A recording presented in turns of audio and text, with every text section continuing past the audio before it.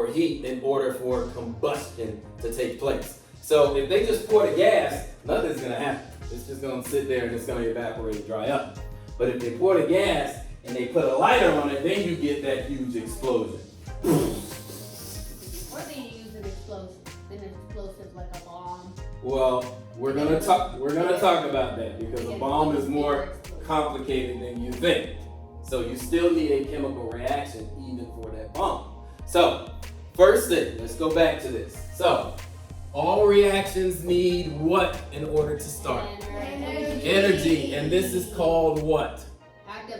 Activation energy. And I just gave you an example. So if you pour gasoline on something, are you going to get a chemical reaction? Are you going to get an explosion? No. You need something in order to activate it. And in the example that I just gave you, what type of energy, when they threw the match or the lighter, what type of energy was added to cause that combustion? Who can tell me? Just tell me. Heat energy. Heat energy. Very good. Oh, look at y'all. Y'all thinking. I love it. Thinking. Now.